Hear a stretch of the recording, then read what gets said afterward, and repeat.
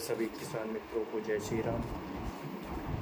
मैं रणधीर सिंह आज चर्चा करूंगा। सबसे पहले चैनल को आप सब्सक्राइब करिए, लाइक कीजिए ताकि आपको बराबर सभी किसान मित्रों को अपडेट मिलती रहे सभी वीडियो को। तो चैनल को सबसे पहले सब्सक्राइब कीजिए। तो आज हम चर्चा करेंगे गन्ने में लगने वाले इंसेक्ट कीट के बारे में, स्टेम बोरर, टॉप बोरर के बारे में चर्चा करेंगे। उसको हिंदी में चोटी बेधक भी कहते हैं। तो सबसे ज़्यादा समस्या हमने गन्ने की फसल में, पेड़ी में या बैयर ले लो, उसमें बहुत ज़्यादा समस्या इंसेक्ट की बनी पड़ी है। सबसे ज़्यादा समस्या चोटी बेधक की इस समय किसान भाइयों के खेतों में देखने को मिल रही है, और जिसको तरह तरह की दवाइयाँ किसान मित्र इस्तेमाल कर रहे हैं, उसका रिजल्ट नहीं मिल पा रहा है। तो आपको देसी इलाज भी बताऊंगा ताकि आपको दवाई पर पैसा खर्चा ना करना पड़े। और अगर आपके में अटैक हो चुका है टॉप बोरर का, चोटी बेधक का, तो उसके लिए आपको बढ़िया फार्मूला बताऊंगा जिससे आपको सुड़ी मारने के लिए अच्छे से अच्छा उसका रिजल्ट मिले। तो बहुत से किसान भाई क्लोरोसाइपर डाल लेते हैं, सालों से सालों क्लोरोसाइपर डालते हैं, जिसमें 55% होता है। प्रोफेनोसाइपर जो रॉकेट के नाम से आता है, क्लोरोसाइपर जो हमला के नाम से आता है, डालते हैं।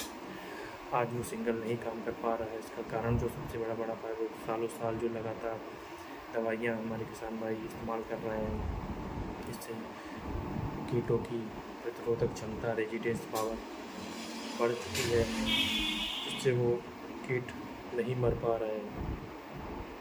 देखिए, जो सुड़ी हमारी तैयार होती है वो सफ़ेद तितली की वजह से तैयार होती है। तितली का जो जीवन काल होता है, इसकी 6 प्रौढ़ावस्थाएँ, पीढ़ियाँ होती हैं। जो अभी इस समय जो चल रही है वो दूसरी अवस्था चल रही है।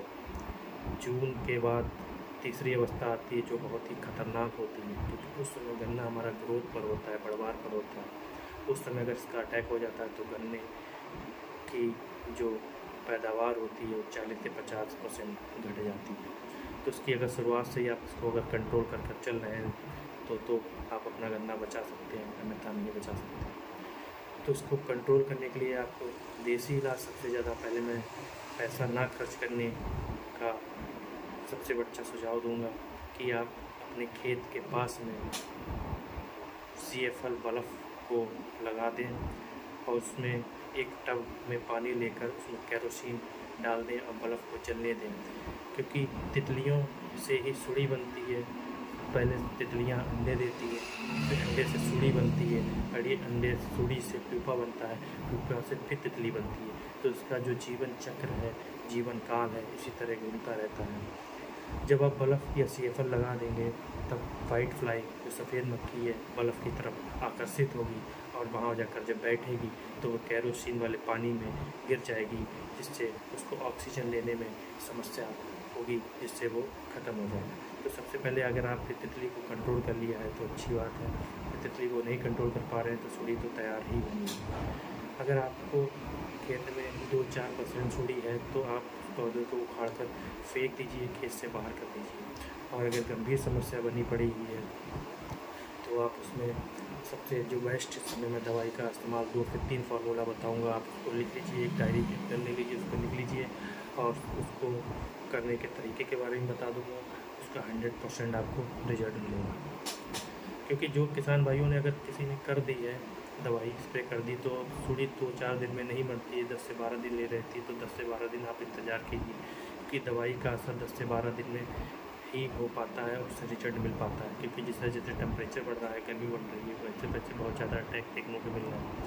तो आप किसी भी कंपनी का, जैसे क्लोरोसाइपर 50 हमला के नाम से आता है, प्रोफेनोसाइपर रॉकेट के नाम से आता है, जो मैं इस समय अपना फार्मूला जो चला रहा हूँ, माँ लक्ष्मी ट्रेडर्स हमारी शॉप का नाम है, दुकान का नाम है।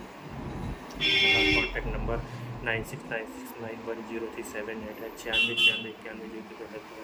तो आप अपने खेत में सबसे पहले तब पानी की जो मात्रा लगाएंगे वो कम से कम 150 लीटर लगाएंगे, 150 लीटर। आपको क्लोरोसाइफर लेना है आधा लीटर, और काटा 50% या 75% वाली जो लेनी है वो आपको 400 ग्राम लेनी है। हाँ भैया, पैसा देख लो कितना होते थे? सुखबीर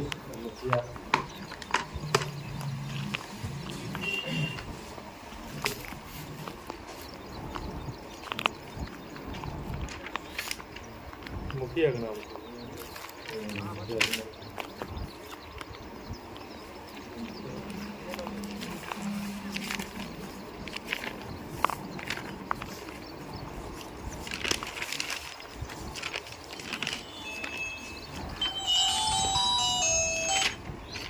हम जितवाई थे 1300।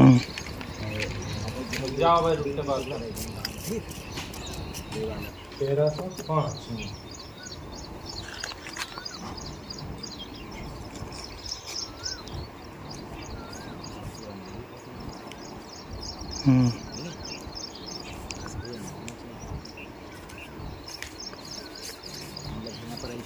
ठीक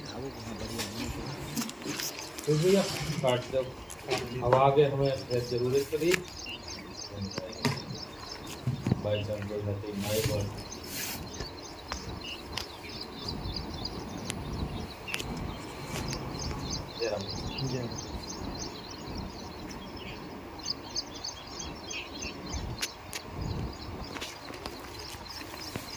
माफ़ी चाहता हूँ, कस्टमर आ गए थे तो इस चक्कर में तुमने प्रोफेनोसाइपर आपको क्लोरोसाइपर जो हमला के नाम से आता है, किसी भी कंपनी का अच्छी ले लीजिए, आधा लीटर।